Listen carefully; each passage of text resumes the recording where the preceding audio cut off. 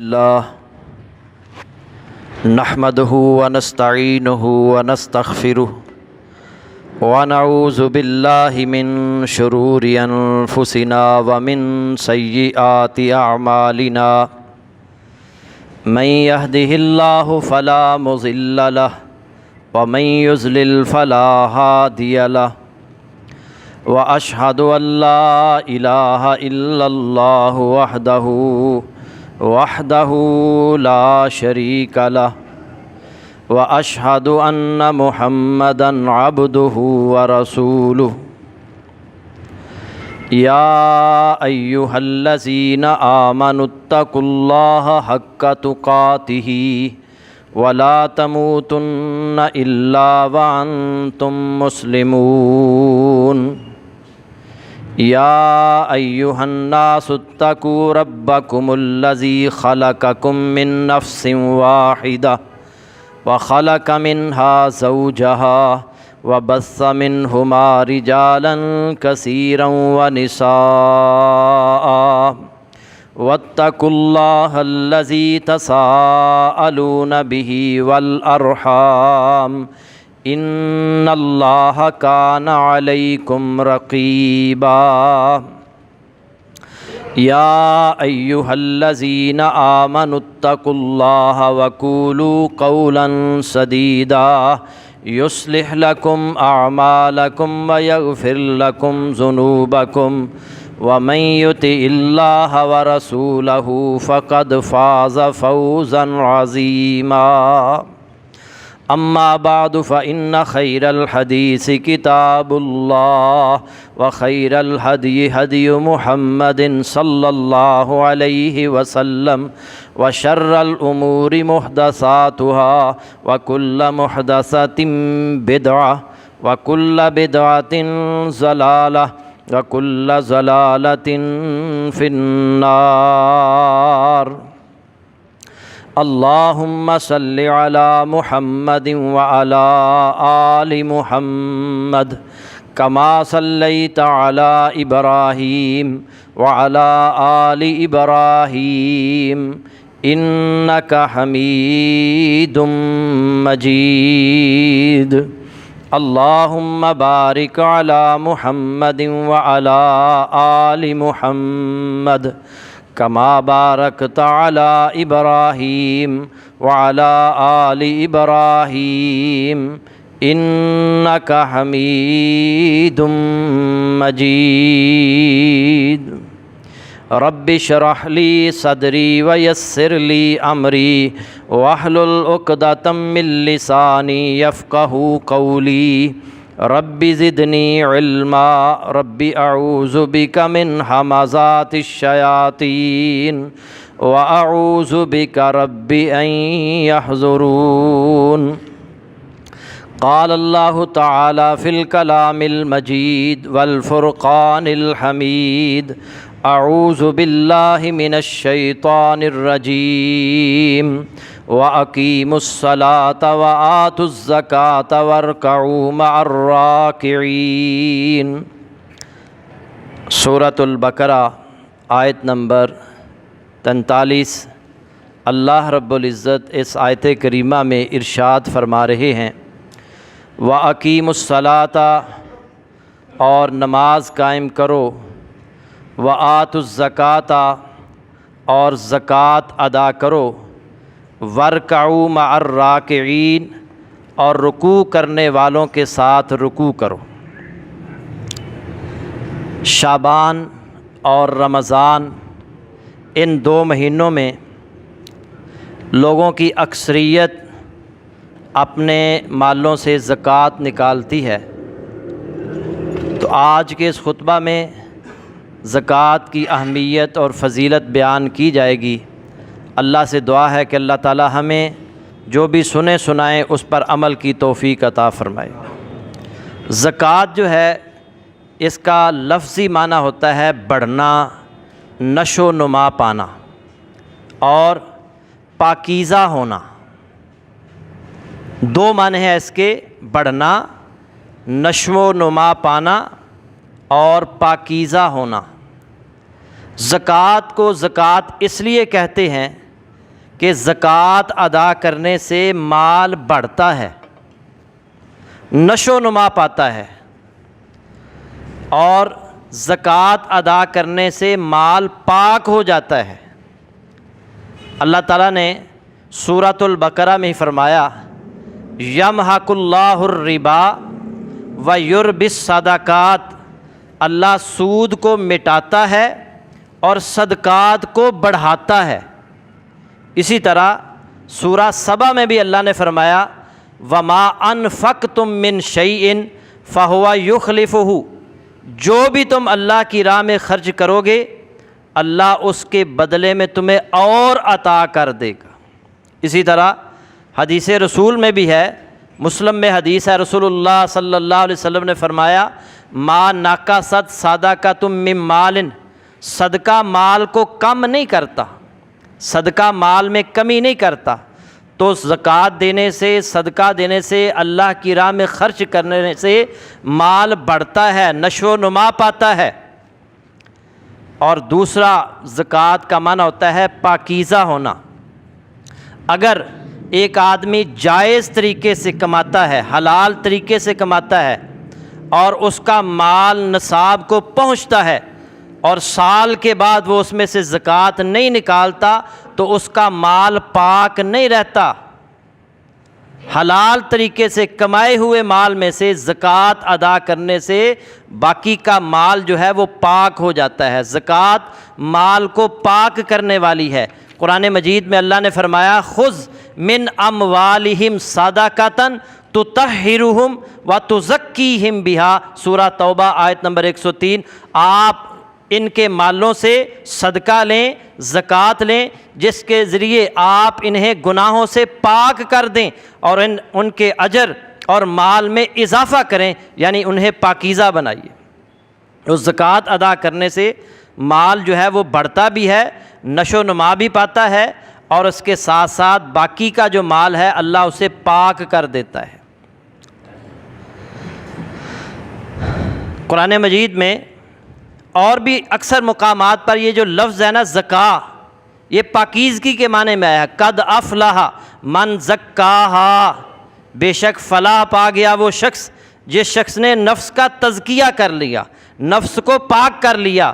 اسی طرح سورہ اعلیٰ میں بھی اللہ نے فرمایا قد افلح من تزکا، وہ شخص یقیناً کامیاب ہو گیا جس نے تزکیہ کر لیا۔ زکوٰۃ جو ہے یہ فرض ہے ان افراد پر جن کا مال نصاب کو پہنچتا ہے۔ اللہ کا حکم ہے وَأَقِيمُوا الصَّلَاةَ وَآتُوا الزَّكَاةَ، نماز قائم کرو اور زکوٰۃ ادا کرو۔ اسلام کے 5 بنیادی ارکان ہیں، ان میں سے ایک زکوٰۃ بھی ہے۔ حضرت عبداللہ بن عمر رضی اللہ تعالی عنہما حدیث کے راوی ہیں، رسول اللہ صلی اللہ علیہ وسلم نے فرمایا بنی الاسلام علی 5 شہادت اللہ الہ الا اللہ وان محمد الرسول اللہ واقام الصلاۃ وایتاء الزکاۃ وحج البیت وصوم رمضان۔ بخاری مسلم متفق علیہ حدیث۔ نبی صلی اللہ علیہ وسلم نے فرمایا اسلام کی بنیاد 5 چیزوں پر رکھی گئی ہے، اس بات کی گواہی دینا، اس بات کی شہادت دینا کہ اللہ کے سوا کوئی عبادت کے لائق نہیں، اور محمد الرسول اللہ صلی اللہ علیہ وسلم محمد اللہ کے رسول ہیں۔ اور دوسری بات وَإِقَامِ الصَّلَاةِ، نماز ادا کرنا۔ یہ اسلام کے 5 بنیادی ارکان ہیں۔ اللہ کی توحید کا اقرار کرنا، رسول اللہ صلی اللہ علیہ وسلم کی رسالت کا اقرار کرنا، اور دوسرے نمبر پر نماز ادا کرنا، وَإِيتَاءِ الزَّكَاةِ، اور تیسرا رکن جو ہے وہ زکوٰۃ ادا کرنا، وحج البیت، اور چوتھا رکن بیت اللہ کا حج کرنا، وصوم رمضان، اور رمضان المبارک کے روزے رکھنا۔ 5 جو بنیادی ارکان ہیں ان میں سے ایک رکن زکوٰۃ بھی ہے۔ اور نبی صلی اللہ علیہ وسلم جب صحابہ سے بیعت لیا کرتے تھے، جب کوئی شخص مسلمان ہوتا تو آپ اس بات کی بھی بیعت لیتے تھے کہ زکوٰۃ ادا کرنی ہے۔ حضرت جریر بن عبداللہ رضی اللہ تعالی عنہ کہتے ہیں جب میں نے اسلام قبول کیا رسول اللہ صلی اللہ علیہ وسلم کے ہاتھ پر بیعت کی، بایعت رسول اللہ صلی اللہ علیہ وسلم علی اقام الصلاۃ و ایتاء الزکاۃ والنصح لکل مسلم، میں نے رسول اللہ صلی اللہ علیہ وسلم کے ہاتھ پر بیعت کی کہ میں نماز ادا کروں گا زکوٰۃ ادا کروں گا، وَالنُّصْحِ لِكُلِّ مُسْلِمٍ، اور ہر مسلمان کی خیر خواہی کروں گا۔ زکوٰۃ کی اہمیت اور فضیلت کے حوالے سے یہ بات بھی ذہن نشین کر لیں کہ زکوٰۃ ان فرائض میں سے ایک فرض ہے جو اللہ تعالیٰ نے امت محمدیہ کے ساتھ ساتھ پہلی امتوں پر بھی فرض کیا تھا۔ حضرت اسماعیل علیہ السلام کے بارے میں اللہ تعالیٰ قرآن میں فرماتے ہیں وَكَانَ يَعْمُرُ أَهْلَهُ بِالصَّلَاةِ وَالزَّكَاةِ، سورہ مریم میں ہے، وہ اپنے گھر والوں کو نماز اور زکوٰۃ کا حکم دیا کرتے تھے۔ یہ جو آیت ہے اس بات کا اعلان کر رہی ہے کہ پہلی امتوں پر بھی زکوٰۃ فرض تھی۔ اور یاد رکھیں کہ پوری امت کا اس بات پر اجماع ہے کہ جو شخص زکوٰۃ ادا نہیں کرتا، یعنی زکوٰۃ کا انکار کرتا ہے، اس کے وجوب کا انکار کرتا ہے، وہ کافر اور مرتد ہو جاتا ہے جو زکوٰۃ کا انکار کرتا ہے۔ حضرت ابو بکر صدیق رضی اللہ تعالی عنہ جب خلیفہ بنے تو کچھ لوگوں نے زکوٰۃ ادا کرنے سے انکار کر دیا تھا۔ انہوں نے کہا کہ اللہ نے رسول اللہ صلی اللہ علیہ وسلم کو حکم دیا تھا کہ ان کے مالوں سے زکوٰۃ لینی ہے، اب رسول اللہ اس دنیا سے چلے گئے ہیں، اب ہم زکوٰۃ نہیں دیں گے۔ تو سیدنا ابو بکر صدیق رضی اللہ تعالی عنہ نے اس موقع پر یہ تاریخی فیصلہ کیا تھا، واللہ لأقاتلن من فرق بالصلاۃ والزکاۃ، اللہ کی قسم میں اس سے قتال کروں گا، میں اس سے لڑائی کروں گا جو نماز اور زکوٰۃ میں فرق کرے گا۔ عمر فاروق رضی اللہ تعالیٰ عنہ کہنے لگے امیر المومنین آپ مسلمانوں سے لڑائی کریں گے، مسلمانوں سے جہاد کریں گے؟ فرمایا ہاں، جو رسول اللہ کے زمانے میں ایک اونٹ کی رسی زکوٰۃ دیا کرتا تھا، اب وہ زکوٰۃ دینے سے انکار کرے گا تو ابو بکر اس سے لڑائی کرے گا، اس سے قتال کرے گا۔ جب حضرت ابو بکر صدیق رضی اللہ تعالیٰ عنہ کا یہ سخت موقف سامنے آیا تو حضرت عمر فاروق رضی اللہ تعالیٰ عنہ فرماتے ہیں کہ اللہ نے میرا سینہ بھی کھول دیا، میں بھی ان کے موقف کا حامی ہو گیا، نہ صرف میں بلکہ تمام صحابہ نے اس بات پر اتفاق کر لیا کہ جو زکوٰۃ کا انکار کرے گا اس کے ساتھ لڑائی ہوگی۔ اس سے آپ اندازہ لگا لیں کہ زکوٰۃ کتنی اہم چیز ہے، اور یہ ایک ایسا عمل ہے جو جنت میں لے جانے والا ہے۔ نبی صلی اللہ علیہ وسلم کے پاس ایک بدو آیا، ایک اعرابی آیا، اور اس نے کہا اے اللہ کے نبی مجھے کوئی ایسے عمل بتائیے جو مجھے جنت میں لے جائیں، ایسے اعمال بتائیے جو اعمال کرنے سے میں جنت میں چلا جاؤں۔ نبی صلی اللہ علیہ وسلم فرماتے ہیں اس بات کا اقرار کر کہ اللہ کے سوا کوئی عبادت کے لائق نہیں اور میں محمد صلی اللہ علیہ وسلم اللہ کا بندہ اور اس کا رسول ہوں۔ اس نے کہا میں اقرار کرتا ہوں کہ اللہ کے سوا کوئی عبادت کے لائق نہیں اور آپ اللہ کے رسول ہیں، اللہ کے بندے ہیں۔ وہ پھر کہتا ہے اللہ کے نبی اور کیا تعلیمات ہیں جو مجھے جنت میں لے جائیں؟ آپ نے فرمایا دوسرا عمل یہ ہے کہ جب نماز کا وقت ہو جائے تو ایک دن میں 5 مرتبہ نماز ادا کرنی ہے، اس کے علاوہ اور کوئی نماز فرض نہیں ہے۔ اس نے کہا ٹھیک ہے میں 5 وقت کی نماز بھی ادا کروں گا۔ اور کیا احکامات ہیں جو جنت میں مجھے لے جائیں؟ آپ نے فرمایا تیسرا حکم یہ ہے کہ اگر تیرے پاس مال ہو اور نصاب کو پہنچ جائے تو اس میں سے سال میں 1 مرتبہ زکوٰۃ ادا کرنی ہے، اس کے علاوہ اور کوئی صدقہ تجھ پر فرض نہیں ہے۔ اس نے کہا ٹھیک ہے جی میں تسلیم کرتا ہوں، اگر میرا مال نصاب کو پہنچے گا تو میں اس میں سے زکوٰۃ بھی دوں گا۔ اس نے کہا اور کوئی عمل بتائیے۔ آپ نے فرمایا کہ اگر رمضان المبارک کے مہینے کو تو پائے تو اس کے روزے رکھنے ہیں اور اس کے علاوہ اور کوئی روزہ فرض نہیں ہے۔ اس نے کہا ٹھیک ہے جی اور کوئی عمل بتائیے۔ اس وقت حج فرض نہیں ہوا تھا۔ آپ نے فرمایا بس یہی وہ اعمال ہیں جو تجھے جنت میں لے جائیں گے۔ وہ کہنے لگا اللہ کے نبی جتنا آپ نے بتایا ہے اتنا ہی کروں گا، نہ کم کروں گا نہ زیادہ کروں گا۔ یہ کہہ کر وہ جا رہا تھا تو نبی صلی اللہ علیہ وسلم صحابہ کو کہتے ہیں اور دنیا میں اگر کسی جنتی کو دیکھنا ہے تو اس شخص کو دیکھ لو۔ جنت میں لے جانے والا عمل زکوٰۃ بھی ہے۔ اور یہ بھی یاد رکھیں کہ زکوٰۃ کن چیزوں پر واجب ہے۔ نمبر 1 سونا، 7.5 تولے سونا، اس سے کم پر زکوٰۃ نہیں ہے۔ 7.5 تولے سونا اور اس سے زیادہ جتنا بھی ہوگا. یہ نہیں ہے بعض لوگ یہ سوال کرتے ہیں جی 7.5 تولے نکال کے باقی پر زکوٰۃ. نہیں، 7.5 تولے سونے کو شامل کرنا ہے. کسی کے پاس 10 تولے سونا ہے تو 10 تولے سونے کی رقم کا اندازہ لگا لیں اور قیمت پوچھ لیں کہ سونے کی ریٹ کیا ہے، تولے کا ریٹ کیا ہے، تو اس میں سے جتنی بھی رقم بنتی ہے 2.5% کے حساب سے زکوٰۃ دے دیں. اور اسی طرح اگر کسی کے پاس 52.5 تولے چاندی ہے، اس سے کم ہے تو زکوٰۃ نہیں، 52.5 تولے چاندی ہے تو اس پر زکوٰۃ ہے. اس کی رقم کا بھی اندازہ لگا کے 2.5% کے حساب سے زکوٰۃ ادا کریں. اسی طرح نقد رقم اور 1 سال تک پڑی رہے اس نقد رقم، اور نقد رقم کتنی ہونی چاہیے؟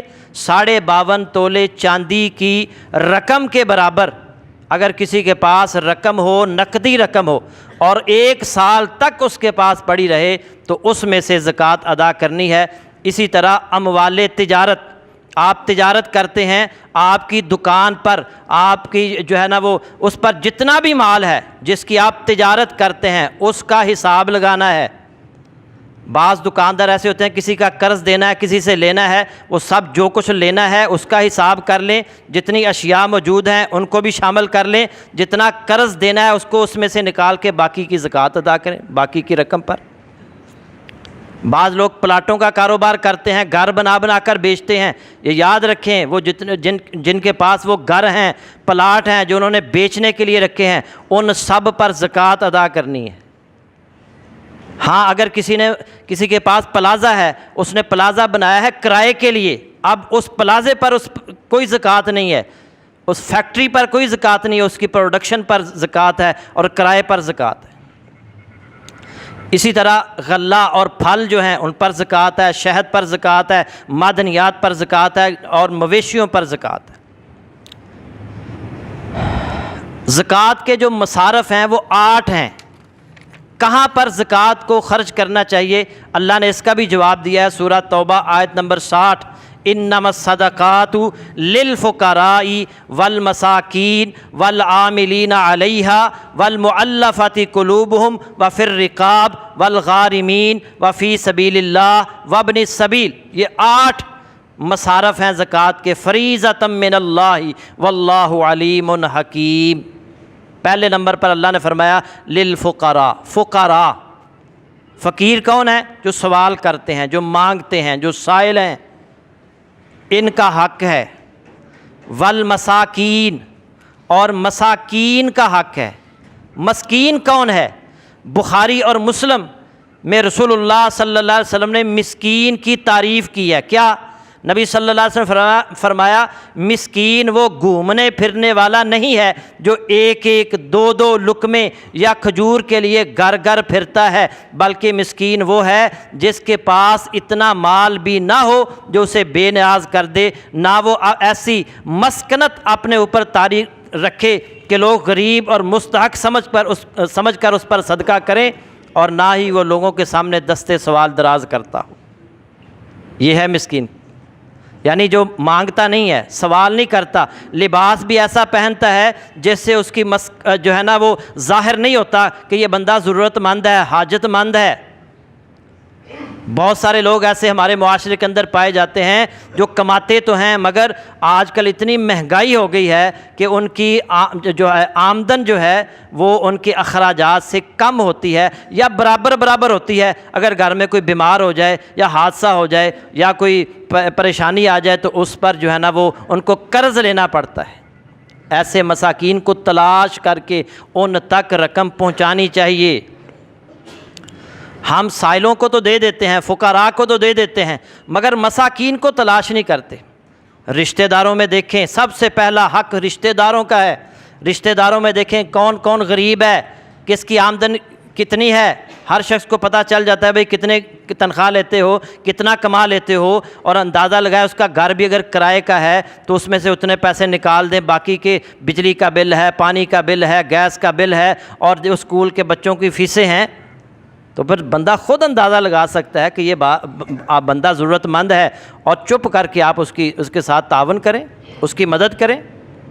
اور تیسرے نمبر پر عاملین، وہ افراد جو زکوٰۃ اکٹھی کرنے کے لیے حکومت نے مقرر کیے ہیں، زکوٰۃ کی اکٹھی جو ہو رہی ہے اس میں سے ان عاملین کو بھی تنخواہ دی جا سکتی ہے۔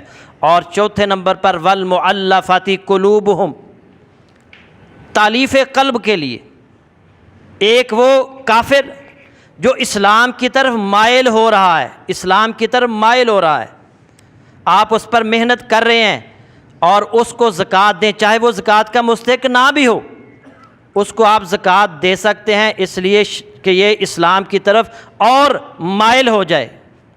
اور دوسرے نمبر پر وہ نو مسلم، ایسے مسلمان جو نئے مسلمان ہوئے ہیں، ایسے افراد جو نو مسلم ہیں، ابھی مسلمان ہوئے ہیں، اور ان کو مزید پختہ کرنے کے لیے زکوٰۃ کی رقم ان پر خرچ کی جا سکتی ہے۔ اور تیسرے نمبر پر وہ افراد ہیں، وہ غیر مسلم ہیں، غیر مسلم علاقے جہاں پر مسلمان بھی رہتے ہیں اور مسلمان کمزور ہیں، وہاں پر تعداد میں کم ہیں اور غیر مسلم جو ہے وہ ان کو نقصان پہنچا سکتے ہیں، وہاں کے رہنے والے غیر مسلموں کو زکوٰۃ اس نیت سے دینا کہ یہ ہمارے مسلمان بھائیوں کے ساتھ اچھا سلوک کریں گے، ان کو جو ہے نا وہ ماریں پیٹیں گے نہیں، تشدد نہیں کریں گے، ان کو نقصان نہیں پہنچائیں گے، تو اس طرح یہ تالیف قلب میں یہ لوگ بھی شامل ہیں، ان کو بھی زکوٰۃ دی جا سکتی ہے۔ اس کے بعد پانچویں نمبر پر گردنیں آزاد کرنے کے لیے، اب غلامی کا دور ختم ہو چکا ہے، پہلے دور کے اندر غلام ہوتے تھے، ان کو آزاد کرنے کے لیے بھی زکوٰۃ کی رقم خرچ کی جا سکتی ہے۔ اور چھٹے نمبر پر مقروض افراد، ایسے افراد جو اپنے گھر والوں کی ضروریات پوری کرنے کے لیے لوگوں سے قرضہ لے لیتے ہیں، اور جو ایسے جیسے پچھلے لاک ڈاؤن ہوا، تقریباً 1 سال تک لوگوں کے لیے بہت مشکلات، اب پھر دوبارہ مشکلات شروع ہو چکی ہیں، اور کئی بندے اس بات کا اظہار کرتے ہیں جی اس لاک ڈاؤن کے دوران ہمارے اوپر قرضہ جو چڑھ گیا تھا ابھی تک اتر نہیں سکا۔ تو ایسے افراد کو تلاش کر کے، ایسے ضرورت مند افراد کو تلاش کر کے ان کا قرضہ اتارا جائے۔ اور اسی طرح ایسے افراد جنہوں نے کسی کی ضمانت دی تھی، اب وہ بندہ بھاگ گیا ہے، اب اس کو چٹی پڑ گئی ہے، ایسے افراد کو اس رقم دی جا سکتی ہے تاکہ وہ اپنے جو انہوں نے ضمانت دی تھی اور جس کی وجہ سے وہ زیر بار آ گئے ہیں، مقروض ہو گئے ہیں، ان کو اس ضمانت سے بچانے کے لیے وہ رقم دی جا سکتی ہے۔ اور اسی طرح ایسے افراد جن کی فصل تباہ ہو گئی ہے، کاروبار کا نقصان ہو گیا ہے، ایسے اور اس کی وجہ سے وہ مقروض ہو گئے ہیں، ان کو بھی قرضہ جو ہے نا وہ زکوٰۃ دی جا سکتی ہے۔ فی سبیل اللہ، 7ویں نمبر پر فی سبیل اللہ سے مراد جہاد کے لیے، اللہ کے راستے میں جہاد کرنے والے جو مجاہدین ہیں، جو اپنے گھروں کے اندر زکوٰۃ کے مستحق نہیں ہیں لیکن وہ جہاد پر نکلے ہیں، ان کو اسلحہ لے کر دیا جا سکتا ہے، ان کی مدد کی جا سکتی ہے۔ اور اسی طرح یہ مدارس ہیں، اور مسجد پر زکوٰۃ کی رقم خرچ نہیں ہو سکتی، مدارس جو ہیں اللہ کی راہ میں جو دین کی اشاعت کا کام کرنے والے ادارے ہیں، ان پر بھی زکوٰۃ کی رقم خرچ کی جا سکتی ہے۔ اور 8ویں نمبر پر مسافر، ایسا شخص جو سفر پر ہے اور چاہے وہ اپنے علاقے کے اندر وہ مالدار ہی کیوں نہ ہو، زکوٰۃ کا مستحق نہ ہو، لیکن سفر میں اسے کسی نہ کسی وجہ سے کوئی پریشانی لاحق ہو گئی ہے، تو زکوٰۃ کی رقم سے اس کی مدد کی جا سکتی ہے۔ رشتہ داروں کو، سب رشتہ داروں میں سے جو مساکین ہیں، جو فقیر ہیں، ان کا پہلا حق ہے، رشتہ دار کو آپ دیں گے تو دوہرا اجر ملے گا، ایک ہے صلہ رحمی کا اجر اور ایک ہے صدقہ کرنے کا اجر۔ تو سب سے پہلا حق زکوٰۃ کا جو ہے وہ غریب رشتہ داروں کا بنتا ہے۔ اسی طرح اگر آپ لا علمی میں کسی غیر مستحق فرد کو زکوٰۃ دے دیتے ہیں، لا علمی میں، تو اس کا یہ مطلب نہیں ہے کہ آپ کو اس کا اجر نہیں ملے گا۔ ایک آدمی نے، نبی صلی اللہ علیہ وسلم نے فرمایا، پہلی قوموں میں سے ایک آدمی نے اعلان کیا کہ میں آج رات صدقہ کروں گا، وہ صدقہ لے کر نکلا۔ مختصراً یہ ہے کہ وہ اس نے ایک آدمی کو مستحق سمجھا، اس کو زکوٰۃ دے دی، صدقہ دے دیا، صبح پتہ چلا کہ رات ایک آدمی چور کو صدقہ دے گیا۔ پھر اس نے کہا لگتا ہے اللہ نے میرا صدقہ قبول نہیں کیا، آج رات پھر میں صدقہ کروں گا۔ وہ رقم لے کر نکلا، چپکے سے ایک عورت کے ہاتھ میں دے کر واپس آ گیا۔ صبح پتہ چلا جی لوگوں نے کہا کہ ایک فاحشہ عورت، زانیہ عورت کو ایک بندہ رات کو زکوٰۃ دے گیا، صدقہ دے گیا۔ بندہ پریشان ہوا کہ لگتا ہے اللہ میرا صدقہ قبول نہیں کر رہے، آج رات پھر میں صدقہ کروں گا۔ وہ صدقہ لے کر نکلا، زکوٰۃ کی رقم لے کر نکلا، اور وہ اس نے ایک شخص کو دیکھا اور اس کو مال دے کر واپس آ گیا۔ صبح لوگوں نے مشہور کر دیا کہ ایک جو ہے امیر آدمی کو رات کسی نے صدقہ دے دی۔ وہ بڑا پریشان ہوا۔ رات کو اس کو خواب آیا اور اس نے خواب میں دیکھا، اللہ رب العزت نے اسے بتایا کہ تیرا صدقہ دینے سے اس چور نے چوری سے توبہ کر لی ہے، تیرا صدقہ دینے سے اس فحشہ عورت نے زنا سے توبہ کر لی ہے، تیرے صدقے کی وجہ سے وہ امیر آدمی بخیل تھا، کنجوس تھا، اللہ کی راہ میں خرچ نہیں کرتا تھا، اللہ رب العزت نے اس کے دل، اس کی بخل کو دور کر دیا ہے، اس نے بھی اللہ کی راہ میں صدقہ دینے کا فیصلہ کر لیا۔ تو غیر مستحق افراد کو اگر زکوٰۃ چلی جاتی ہے تو پریشان ہونے کی ضرورت نہیں ہے، آپ کے اجر میں اللہ کمی نہیں کرے گا۔ اور آخری بات، جو زکوٰۃ ادا نہیں کرتے ان کا انجام کیا ہوگا؟ والذین یکنزون الذھب والفضة ولا ينفقونها فی سبیل اللہ فبشرہم بعذاب علیم۔ جو لوگ سونا اور چاندی کا خزانہ رکھتے ہیں، سونے اور چاندی کو جمع کر کے رکھتے ہیں اور اللہ کی راہ میں خرچ نہیں کرتے، انہیں دردناک عذاب کی خوشخبری سنا دیجئے۔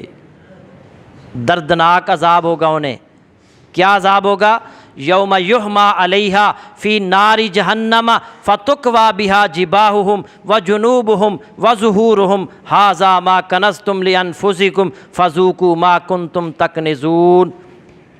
جس دن ان کے خزانے کو دوزخ کی آگ میں تپایا جائے گا، ان کے خزانے کو دوزخ کی آگ میں تپایا جائے گا، اور پھر اس سے ان کی پیشانیوں اور ان کے پہلوؤں اور ان کی پیٹھیں جو ہیں وہ داغی جائیں گی، اور ان سے کہا جائے گا یہ ہے وہ خزانہ جسے تم سنبھال کر رکھتے تھے، یہ ہے وہ خزانہ جسے تم نے جمع کر کے رکھا۔ وہ سونا اور چاندی اللہ اسے دوزخ کی آگ میں تپا کر ان کی پیشانیوں پر لگائے گا، ان کی کمر پر لگائے گا، ان کی پیٹھوں پر لگائے گا۔ اور یاد رکھیں صحیح مسلم کی حدیث، نبی صلی اللہ علیہ وسلم نے فرمایا قیامت والے دن جو شخص زکوٰۃ نہیں ادا کرتا اس کے مال کو آگ کی تختیاں بنا دیا جائے گا، جس سے اس کے دونوں پہلوؤں کو، اس کی پیشانی کو، اس کی کمر کو داغا جائے گا، اور یہ قیامت کا دن 50,000 سال کا دن ہے، 50,000 سال تک یہی اس کو عذاب ہوتا رہے گا۔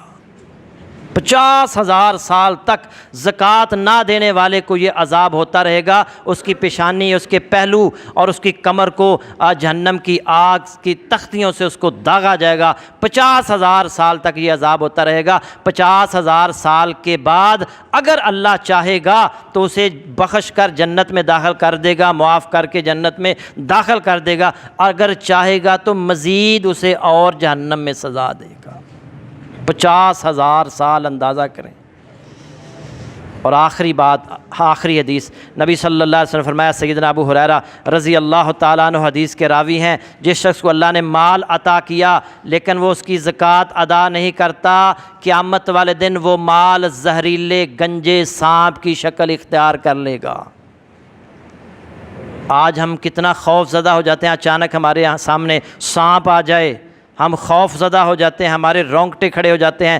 قیامت والے دن یہ مال جو ہے جس سے زکوٰۃ نہیں دی جاتی، یہ گنجے سانپ کی شکل اختیار کر لے گا، اور جس کی آنکھوں پر 2 سیاہ نقطے ہوں گے وہ اس کے گلے کا ہار بن جائے گا، اور وہ اس کو پیچھے کرے گا اور اس کے جبڑوں کو پکڑے گا اور گھسیٹے گا، کہے گا آنا مالو کا، آنا کنزو کا، میں تیرا مال ہوں، میں تیرا خزانہ ہوں، جسے تو سنبھال کر رکھتا تھا، جسے تو اللہ کی راہ میں خرچ نہیں کرتا تھا، آج تمہارا مال میں سانپ کی شکل اختیار کر چکا ہوں۔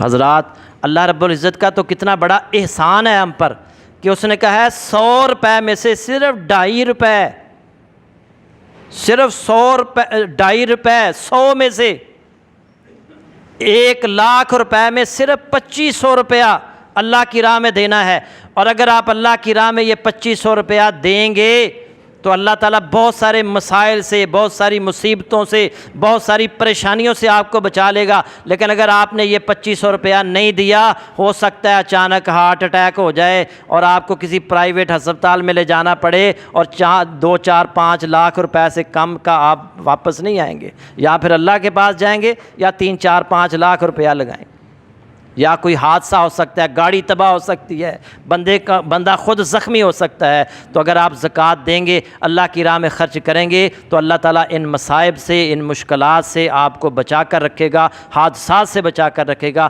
بیماریوں سے بچا کر رکھے گا۔ اللہ سے دعا ہے کہ اللہ تعالیٰ ہمیں عمل کی توفیق عطا فرمائے۔ وآخر دعوانا ان الحمد للہ رب العالمین۔